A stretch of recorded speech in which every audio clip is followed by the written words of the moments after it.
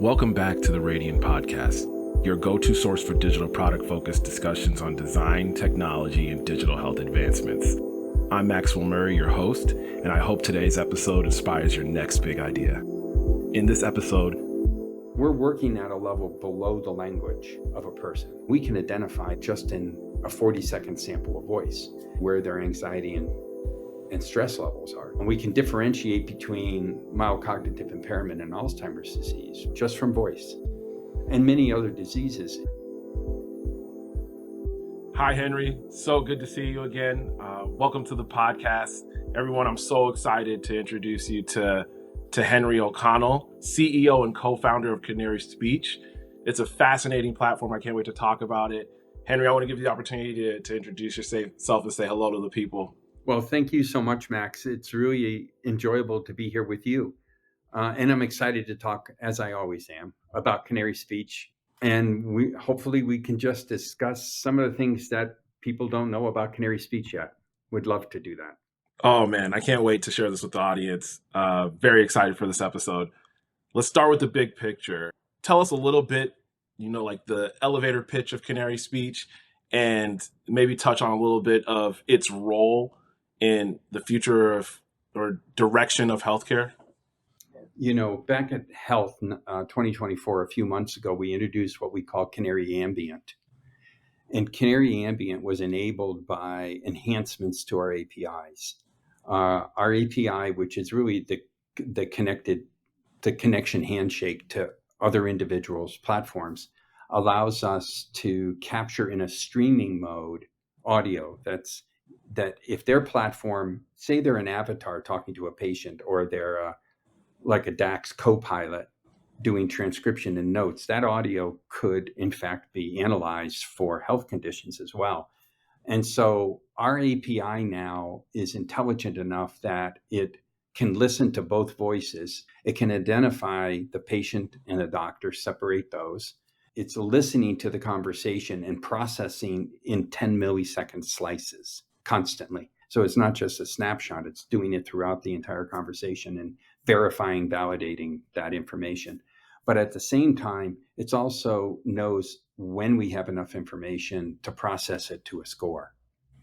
And so because it's doing that in a streaming mode, we get to the point where it has enough information, it processes to a score, and within milliseconds, that's returning to the device being held by the clinical team member. Canary Speech began about 8 years ago, and Jeff Adams and I, who have been friends for about 40 years, were in a bagel shop down the street here in Provo, Utah.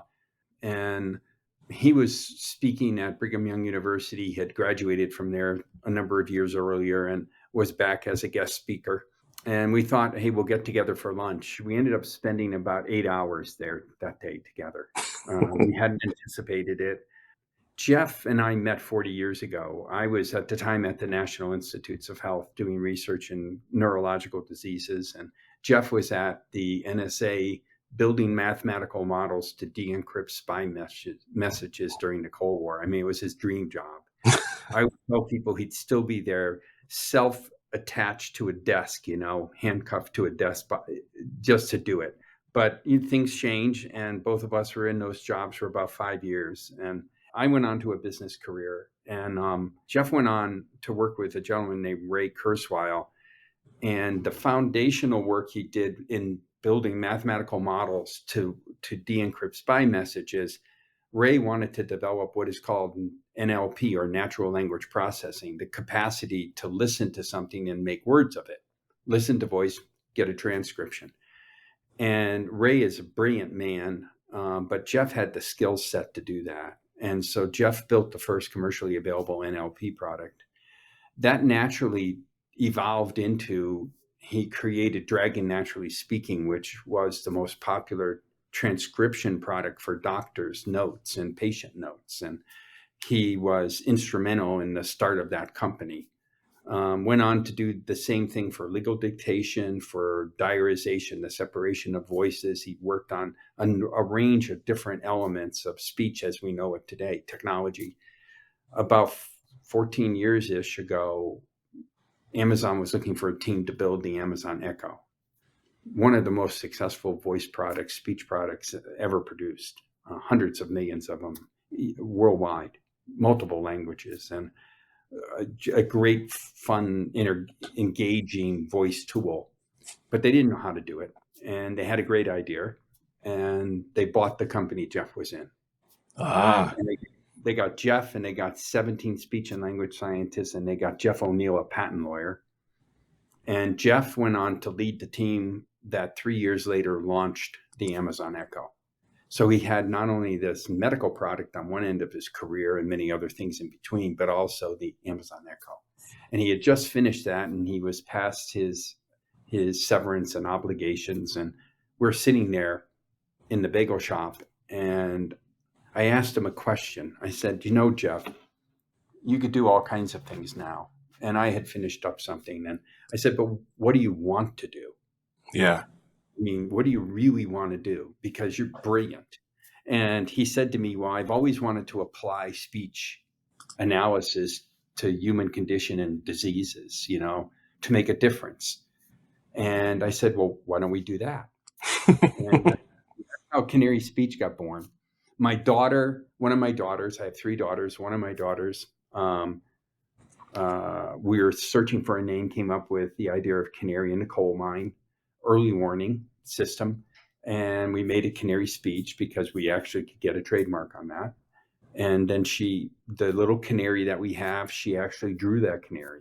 And the trademark, when we got it from the patent office on our little canary logo, we got it in her name, which she assigned it to the company. But it was kind of cool for her, and she was a younger lady at the time.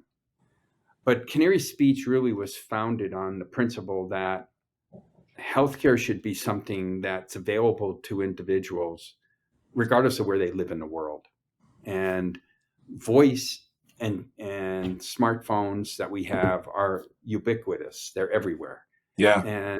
And people can connect with medical teams remotely, but the medical teams may not know much about their medical condition. But voice is the most complex motor function and set of data that the human body creates, second only to one thing. It's really second to the genome, and only that. Wow. It is. We look at 15 plus million data elements every minute of speech. It is the central nervous system, and anything engaged in the creation of speech, if any kind of disease impacts on any one of those instruments, the vocal cords, the tongue, the cheek, the musculature around the vocal cords, which happens if you have a disease like Parkinson's, for instance, you get deterioration of those muscles, and you get what's called a Parkinson's draw. Well, that's occurring at very early stages of Parkinson's, and we can identify that just in a 40-second sample of voice. And we can also indicate where their anxiety and stress levels are too. We can differentiate between mild cognitive impairment and Alzheimer's disease just from voice, and many other diseases. And it doesn't matter. We're working at a level below the language of a person. We're working at the level of not what we say, but how the central nervous creates that language. And because of that, there's very subtle changes that machine learning can pick up on. And that's what we do. And our desire was to create a product that would be another tool in a physician's toolbox that could be used across the world. It could be used remotely. It could be used in a clinic. It could be used on a cell phone or on a tablet. It could be done in telemedicine. And our desire was to take something that's easy, non-intrusive, non-invasive. It's an easy sample to capture, but would be rich in information. And that information could aid a clinical team in the discovery of an individual's health and their disease state. So that was our hope.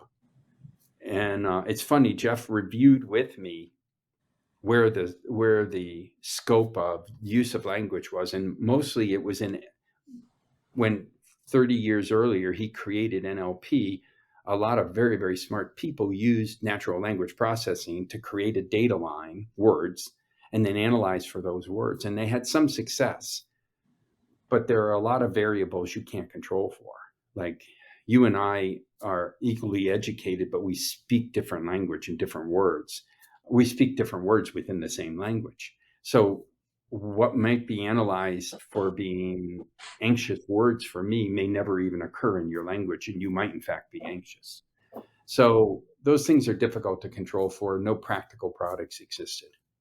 So that's kind of we were hoping to do something that would change the nature of healthcare and how it's delivered and how individuals can connect to healthcare professionals. That was our hope. What I love about the Canary Speech story is it's rooted in a long-term relationship between colleagues and friends who ask themselves, what can we do to make an impact? And then you guys got to work on that. And the work is rooted in something that I think we all need to remember as we continue to leverage AI. This is not something that just like happened overnight. Natural language processing and these ideas have been worked on for many years, and we're starting to see great benefits from that labor and continued study of this form of computing. What blows me away is the accessibility that you speak of, around the world, from rural patient to overseas patient to, hey, maybe I'm just down the road from my normal physician, but I'd like to be spared a visit if possible. The population that this addresses is profound. The other layer is the notion that, like, there are cultural attachments to language. There are background differences to languages. The way words are used, the way they are said from a linguistic standpoint can take on a totally different meaning depending on who's sending and encoding and receiving that message. Just personality even. What I like about what Canary Speech does, if I understand it correctly, feel free to correct me wherever I may miss it. It's not so much tracking that you say, hey, Max, how you doing today? And I say, great. And you take that data point as information as to whether the patient's doing well or not. It's the way that they say things and data that's coming through the actual sound of their voice, not the content of what their voice is transmitting, but the sound that's coming from their voice is being analyzed to identify potential issues. And that's absolutely right. So let's consider, we look at 2,548 different data elements in speech every 10 milliseconds. So in a space of 40 seconds-ish, we have 12.5 million data elements that we've acquired. Now, deep neural nets and machine learning love to have a big data set. So we're giving it what it wants. If I looked at just the words that were spoken in those 40 seconds, I probably have 100 words at the most. If I counted syllables among that, I might double that. Spaces are elements, so and ahs and non-word elements. I might have 800 elements. Machine learning laughs at that. So you just have to either get years of someone speaking, or like a novelist, or someone who gives talks and lectures a lot, an hour-long lecture, and you're following them. But even so, the words just are not controllable for. And so take the vocal cords, for instance. The vocal cords are controlled by the central nervous system. And when I get excited, the speed at which I'm talking increases naturally. I'm not thinking about it. But my tone may, in fact, go up. In fact, it almost always does if I get excited. That excitement, what's very, very interesting to me is that excitement could be a mother's excitement or a father's excitement about their child scoring a goal or making a move on a soccer field. Yeah. Or it could be, that screech could be nonverbal. They're not saying, get out of the way of that car, or go son, make that goal, or they're not saying that. The screech, I understand the difference between the screech of an excited mother and one of a pedestrian worried that someone's going to get hit. Yeah. I knew that going into this bagel conversation with Jeff. And I said, well, how on earth is my machine learning tool differentiating from something that is so nondescript. And I know that's an alarm sound, not an excitement sound. Yeah. And so buried within that language, these elements are communicated. And if my machine learning tool could do that, I thought if we could build a practical, objective tool that could give that kind of information to an individual across spaces of, and across continents even. So you could take a person living in a rural area and connect them with Mayo Clinic doctors, or with Cleveland Clinic, or with whoever else you needed to help solve that person's problem. Yeah. We're working in rural Australia right now. We did work in the rural areas of Northern Ireland with a gypsy population. So these are the rural areas of Australia are farmers. I mean, there are people who harvest crops, and they're out for 6 months at a time doing this. And the government provides them with medical care, but they show up every, month and a half, maybe, and it's huge country, as you know. Yeah. And so this gives them a tool that provides them with information that helps them make objective, data-driven decisions. And that was our hope. And when I said to Jeff, I said, I first noticed this, and you have these aha moments during conversations. And I said, Jeff, I first noticed when my daughter was in soccer and she would come in after school, Caitlin, and she'd walk across the room and I'd be working still and I'd see her striding across the room. I could tell whether or not it was a good day or a bad day. Or I'd say, so how did the day go? And she'd go, you know what she said already. And I'd go, oh, no. It wasn't fine. So time out, come on over here. Come on. Talk to maybe an engaging dad, whatever. And I'd say, so what happened?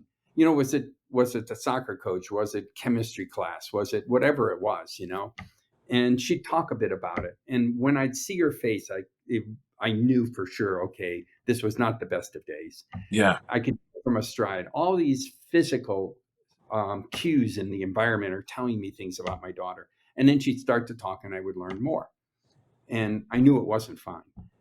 And I said to Jeff, that day came when, not my best day, but it came when she went off to college. And I knew she's probably going to meet someone. She's probably going to get married. She's probably going to start a family. And this is it. This is the last time I get to have that moment, as a dad. And so I said, but I call her now. She's married. She has a child. And I said, when she answers the phone, within moments, I don't have these physical cues anymore, Jeff. But within moments, I know it's a good day or it's a bad day. She's excited or she's sad or she's happy. I know that. And I said to Jeff, how am I doing that? And he said, I don't know. and that was the I don't know that said to us, it's not the words she's speaking. It's not the reading of her physical cues, but it's irritatingly accurate. Yeah. Any one of us who has a child, and we know that it's any of those things, it's a little bit irritating to them that we know that as a parent. Oh, but yeah. My mom will talk to me and she'll be like, okay, come on. I'll give her I'm good. I'm fine. Something's going on. And she'll keep drilling in until she gets what she's looking for. Yeah. And we love what they say, like when an infant cries, parents know, like, oh, that's hungry, or, oh, I need a diaper changed, or like, it's this instinctual form of communication. It's exactly, we think of it as intuition. We think of it as instinctual. The reality is that our learning machine tool has identified, that's the cry for a diaper change. That's the cry, I need to be comforted. That's the cry, I'm ready, I'm awake. That's the cry, I need to be fed. And there's all these cries, and that carries on and develops further as they develop and our relationship develops. And I asked myself, is that uniquely something between myself and my children? And the reality was, we do that with each other, and we see that in ourselves, even people who we don't know that well. I always tell people with the person on the elevator, I get on and I have that feeling it's not the best day. So I'll ask them because I'm kind of an outgoing person. I'll say, how's your day going? Oh, it's fine. Doesn't sound fine. You want to talk about it? We're going to leave this elevator. You'll never see me again, that kind of thing. And so we took that moment in the bagel shop and Jeff said, I don't know, but remember who Jeff is. Jeff built NLP. He created Dragon. Yeah. He built the Amazon Echo. When I can assure you that when the executives said, we're going to build this, everybody in the room said, yeah, no, it can't be done. Well, this is a man who does, it can't be done. Yeah. And so I said to him, if we did that, it's going to change how people can get healthcare. And that's going to change the lives for the better for people. Let's do that. We're old enough now. Let's go do that. And so that was the commitment. It started in that conversation in the bagel shop. So moving from the bagel shop, which is a brilliant place to begin a business idea and vision, moving from there, where were the first evidences of clinicians being convinced that this is a tool that they can use? Well, when you tell a person, what we did was we built the core of the technology, but then you needed the data that associated a diagnosis by a trained clinical team with a particular disease and some audio from them. And there are some organizations that had audio in diagnosis, and those organizations worked with us. We were able to demonstrate Alzheimer's disease. Within the first year, we were able to demonstrate and build models that identified 94, 96% accuracy in conversation for individuals that had been diagnosed with Alzheimer's. We could selectively, out of a pool, find them 96% of the time accurately. So that was a great thing. And then we associated ourselves with clinical teams like Harvard Beth Israel and Hackensack Meridian and Intermountain Healthcare and Tulla Hospital in Ireland, the National Institutes of Health in Japan. We went to them with the idea that, we have the ability and the track record to analyze speech. And you have the ability to diagnose with high levels of accuracy a disease, that individual. If we capture that audio, we want to then build a correlation using machine learning. We want to build a correlation between the audio and your diagnosis. And then we'll come back and we'll test that model with peer review. And we'll do that under the rigors of a clinical trial or clinical setting. So everything we build is built like that. Awesome. We build protocols with clinical teams that do that. It gets reviewed by their IRBs for sensitivity and to make sure that what we're doing is AI for good, because that's the nature of who we are, and it's the nature of what we should be doing. And so we do that and we go through those rigors, and it's amazing that the patients engage in it. They love it. When, a doctor says to them, we're going to analyze your voice and it can contribute to understanding your disease. And they go, really? And the first time we went back with a progressive neurological disease analysis with the Huntington neurology team. I'm sorry, it was on Huntington's disease with the Harvard neurology team, the best at Beth Israel. We went back and our model was like 98% accurate. And it was like, whoa, that's pretty high. Yeah. And so we pulled out all the data, and both teams just sat down with, you can imagine if you could spread the data on the table, it's on the computers, but we just sat down and we just pounded through it. There is an error that can occur called overfitting in speech technology. And there are about 4 or 5 ways to test for that. So we just opened up everything and we just really rolled up the sleeves, poured over it. What we found was we weren't overfitting. But when you have a progressive neurological disease, its impact on the central nervous system and a whole range of the instruments that create speech. Imagine there are about a half a dozen different things that have to coordinate like the instruments of an orchestra for speech to come out right. Yeah. Well, when there's a deficit, like there is in a progressive neurological disease, those things have to find a way to do the right thing. So the central nervous system is moving along different paths, or it's trying to let you move your tongue the right way to make the right sounds, to create the right language. The vocal cords are moving. In Parkinson's, for instance, the musculature, it gets weak, but the individual pushes harder on that. All of those things are recognizable in voice. And there's subtle changes in how the whole set comes together that then becomes, if you will, it's not a fingerprint. It's much more complex than that, but it becomes a recognizable pattern that says this is early stage Parkinson's.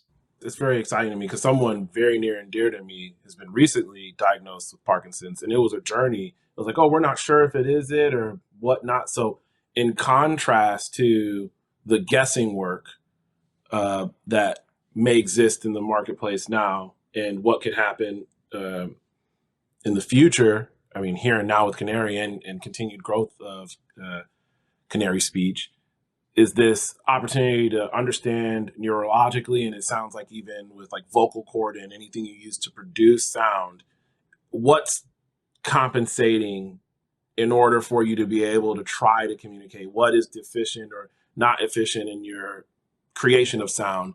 And you guys are able to identify those patterns and say, hey, that seems like this issue or that issue. And it sounds like it's scientific, peer reviewed, clinically reviewed outputs. Yeah, it's exactly that. And imagine this as a companion or a tool for a neurologist, because they have years of experience and training. They've seen hundreds of different patients across different diseases. And at a certain level, they may not have a specific experience with Parkinson's, but they have a sense that there's a problem and they refer them to a specialist in that area, who then tries to run through a series of different tests. And there is a range of different subjective tests they take right now. What we're doing is objective because by its nature, it's not consciously controlled. The things we're looking at are not part of our conscious level of control. They're controlled subconsciously by the central nervous system in milliseconds of time in order for us to seamlessly create sentences and put together words. So imagine this is just a tool in their toolbox, and they're meeting with a patient that is experiencing certain conditions that may be related to a progressive neurological disease. They're not sure which one, and that's their job. But Canary Speech is listening to that. And in real time, they're suggesting with a fairly high accuracy, this may be Parkinson's. And so that helps them to kind of address the areas that would confirm the Parkinson's based on the neurological tests that they do in order to arrive at that. But the same thing is true of MS and Parkinson's and Huntington's disease.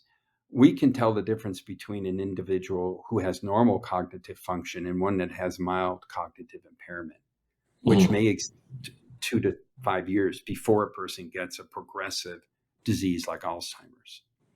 So we can see the journey a person is taking that may eventually end up with Alzheimer's. We see it years before when they get mild cognitive impairment with fairly high accuracies. And Alzheimer's is very accurate. Parkinson's, very, very accurate. Huntington's, the same thing. And so we can also tell if a person's meeting, now they've been diagnosed with a disease like Huntington's, for instance. Huntington's is a dominant gene. People with that gene are going to get Huntington's disease, but the onset of the disease, they call it manifest. So the pre-manifest period is uncertain. Does that happen? Do they transition to manifesting the disease at 25 or at 28 or at 32? But our model can accurately tell that transition is happening with 98% accuracy. That's a real powerful tool for a neurologist Absolutely. in their hand. And it's doing it while they're talking. You and I are talking, and you could be analyzing me. At the same time, we're analyzing on the same sample, we're analyzing their anxiety and depression levels too. And a neurologist may not, that's not their normal tool. So they notice that person's also very anxious and, or they're depressed. That could allow them to make a referral to a psychiatrist or a psychologist to help that person deal with the fact that they know they're on the verge of a disease that's going to change their life, Yeah. And the others are the same. MS is treatable. There are therapeutics that can treat them. It's hard to diagnosing a model in first quarter next year for MS. Excellent. There's a lot that I wanted to touch on. But one thing that really jumped out to me is augmentation is the angle. And I like what you said earlier before, AI for good. This notion of, no, there's no way we're going to replace these experienced physicians that deal with these very complicated ailments day in, day out with, the click of a button or the stroke of a key. But if it could be listening and serving as an assistant to the physician, if it can be catching things that they wouldn't normally catch, and then in the context of what they're observing, help increase the patient's experience, the notion of knowing about a neurological disease in advance and how one might plan is very, very important. And I think has a vast amount of impact on the way patients will be treated and cared for. And then when you layer on mental health, which continues to rear its head in any other form of health discussions, right? Like I know that right now I'm being educated that with Parkinson's, trauma, anxiety, issues from the past can actually trigger and move that disease in the wrong direction.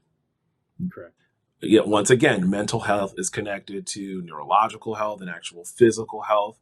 So it goes beyond just these types of diseases. Even an injury, break your arm, that could make one depressed. That could have impacts on other parts of their health. And I think we're starting to see how technology can be a holistic tool, mind and body, to help identify patient issues and chart a new way to care for them. Yeah, I think that's absolutely right. When I talk about Canary being a tool, it's really what in classic terms is called a clinical decision support tool. So doctors and clinical teams, and often in consultation, are making clinical decisions with respect to a patient. And they have this wonderful capacity. They're very bright people in the first place, but they have this wonderful capacity through their training and otherwise to pull together all kinds of information. That assimilation of that information provides them with a diagnosis. This becomes an element of that. It's a clinical support tool, really. And so what we're doing is providing them with additional information that's objective in nature. Because you can ask a patient, and depending on what their age is, if you ask a person, how are you doing today? And they happen to be my age.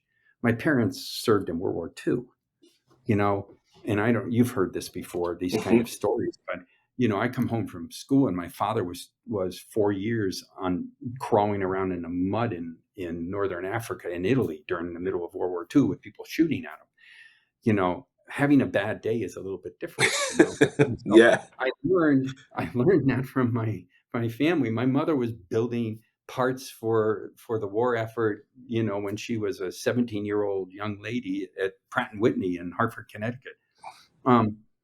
So they instilled in me a different opinion about what a bad day is, And so if a doctor asks me, how's your day going?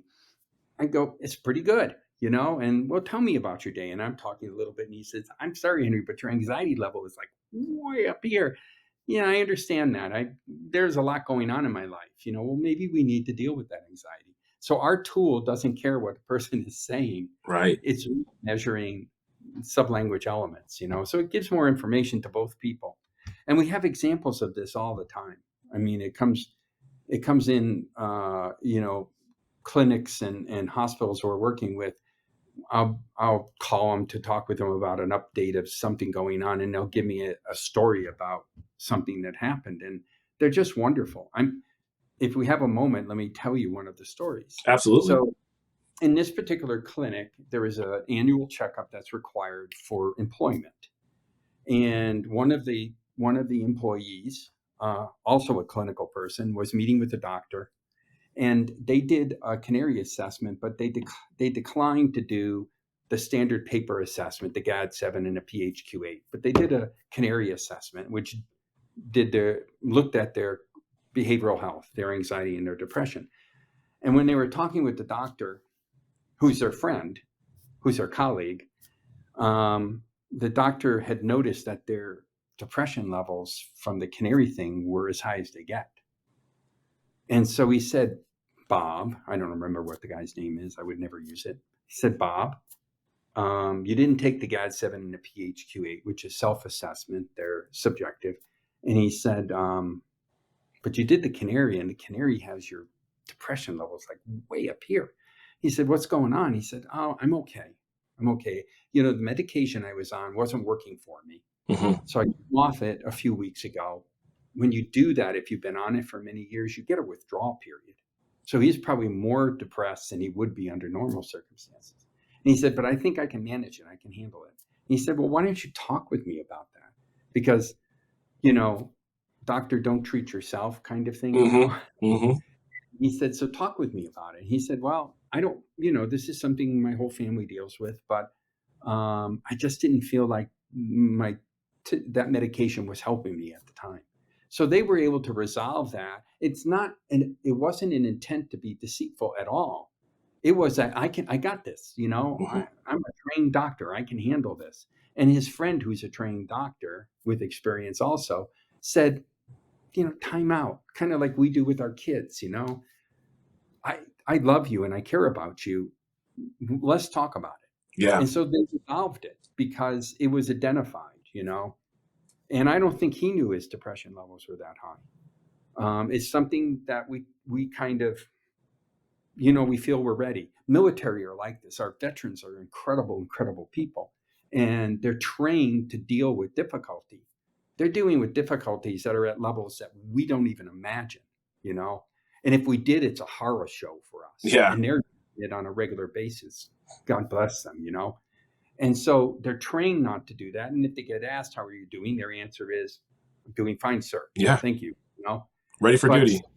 Yeah. And ready for duty and ready to serve and ready to do whatever is necessary for you and for my country.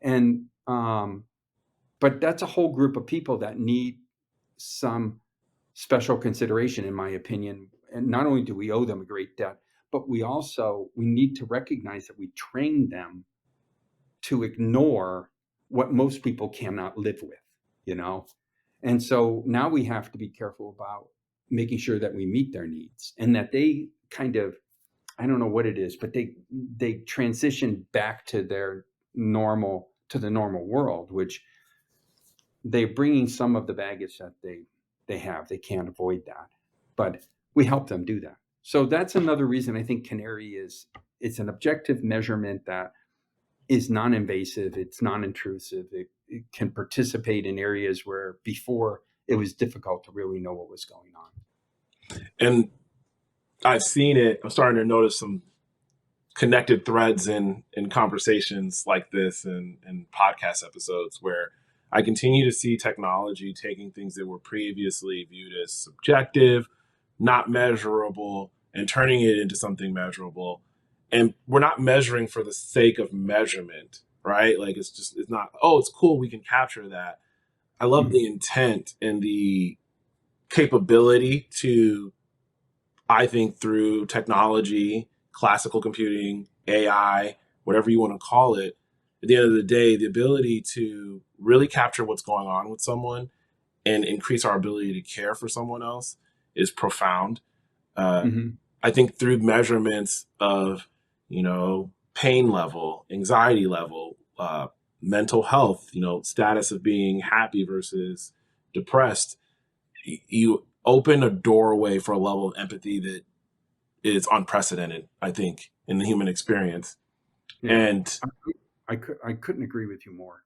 and what I loved about the story about the clinician is, in my journey working with Radian, I've formed a deeper appreciation for clinicians. This is a group of people that have one of the most difficult challenges in society. Aging population, the number of people that are unwell is at an unprecedented level. The ratio of patient to physician is way out of whack. Most nurses do not want to continue to be nurses.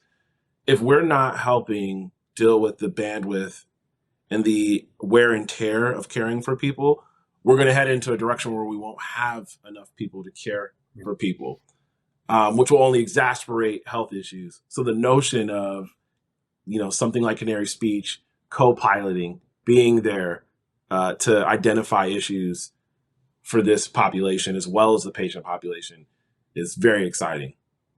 Yeah. No, I completely agree with you. And I think that it's information that can validate, can support, can prompt the next question. It's something that can create a situation that the outcome is a better one. It's a higher quality outcome for the patient and for the doctor. You come away from a situation where you've helped someone, and there's this incredible sense inside you of that just raises your own day. So, and if we can reward our clinical team members with that sense, provide them with tools that make it a little easier, allow them to talk to people who are remote with information that can help them make decisions. I think all of that is important. And AI can do that. AI is helping administratively deal with notes and transfer of things and streamline that for them to take that kind of information off of them. Getting into the position where while I'm talking with them, I'm getting meaningful information about their health that can help guide that next question. That's where Canary finds a place. A big part of what we want to do at Radian is inspire other health innovators. So I guess, what advice do you have for anyone that wants to step into the space beyond things that you mentioned during our conversation? What would you say to someone who's starting a digital health innovation company, or wants to bring an idea to the market? So I years ago I heard a story told, and it relates exactly to this, and it's something we do, and it's something I tell my people all the time. The story was about a horse pull. Now, horse pulls in the Northeast, they have a team of 4 or 6 huge horses, and they put a weight on them, not on wheels, on the ground, and they put yokes on all of them, and it's attached to this weight that's at the absolute limit of the ability of that team to pull. And inertia at rest has to be overcome. Now, if you've got these 6 horses, if they hit their yokes like that, the weight doesn't go anywhere. All 6 horses have to do that. They have to hit it in that way. They overcome inertia, and then they begin pulling this at ever increasing speeds. When you're setting up a company, I had the blessing of having a relationship for 40 years with a man that I truly love, Jeff Adams. And I often tell people that he came to this, and I don't mean to relate to him like he's the Hulk or something, but he came to this with an awful lot of experience. And I came to it with a lot of experience too. We were a good match. But from day one, we were equally yoked. We believed in the vision. We believed that it could be done. If you choose to do something that's difficult, it'll take some time. If you choose to do something that's impossible by today's standards, it'll take a little longer, but it's still doable. And there was 25, 30 years of really smart people trying to use speech to create a tool for healthcare, and they had failed. But they had set a foundation because some of the things they did meant we didn't have to do those again. They didn't work. And so it opened up for us a different view on it. And then we hired around us and kept around us people and shared with them company ownership and shared with them the same excitement that we have for what we're doing. If you will, yoking them equally. And every year when we're talking about the end of the year and I get a chance to talk to the people, I always tell this story again. I always tell them that we're yoked to this wagon. We're equally yoked to it. And one of the greatest pleasures of my life is when I look to my left, you're yoked there also. Yeah. And one of my promises is when you look to your right, I'll be equally yoked with you. So that's what startup companies need. Large companies, it's almost impossible to have that. But companies that are entrepreneurial in nature and companies that are trying to do something that makes a difference. I mean, all companies are trying to make a difference. And it's like our truckers right now. They're the lifeline of our company. Of our country. They're absolutely the lifeline. Everything in my home is there because of them. Yeah. And I recognize that. For them, it's a yoke of one almost all the time in a truck, in lonely hours and long truck rides. Every company has a way of contributing. Small entrepreneurial companies that are trying to create something that has never been done before, you have to bring around yourself a team that has that same belief. And it doesn't matter whether that's 3 people or that's 25 people. But you've got to trust that they'll do their job, and they've got to trust that you'll equally do your job for them. So I think that's the magic. Love that. Got to be equally yoked, and we got to be there for one another. And it's like those images you see, leaders, a boss is behind, pointing, saying, go, go, go. A leader is right there with the group and saying, like, I'm going to take my share of the yoke as well. We're going to move this thing together. I love that, Henry. I guess that's a wrap on a lot of the questions that I had for you. What I would like to know is, where can people find you? What can they be looking out for with Canary Speech in the future? How can they get tapped in? So you can always go to the www.canaryspeech.com, and we have a little thing. But we're a small enough company also that if you remember my first name, it's henry@canaryspeech.com. And I get emails, a lot of them, but I try to answer them. If people are inquiring about, working together, doing things, I try to see that we do. Other people in our company are the same. We're on LinkedIn, of course, and we respond to LinkedIn inquiries. Join our little Canary Speech, LinkedIn webpage, please. We love to have people there, and they ask us questions all the time. Awesome. And you can try the app out right now, download it to your phone, correct? You can. Because we function in the medical environment, you have to have credentials to try it. So just pop us a little note, tell us what you want to do, so that we have an understanding. And we have about 24 different apps versions that you can use, meaning sign-on credentials. So there's a project ID and a user ID, and we can give you both. Awesome. But it's fun to use. I do it every day. So cool. Awesome. Excellent. Henry, thank you so much. Really appreciate your time to stop and talk to us about what's going on with Canary Speech. Until the next time, I can't wait to see what you guys do in the future. Thank you. Thank you for joining us on this episode of the Radian Podcast. If you found this episode insightful, we'd love for you to subscribe on your favorite podcast app or YouTube, and follow us on LinkedIn or X for more updates and insights.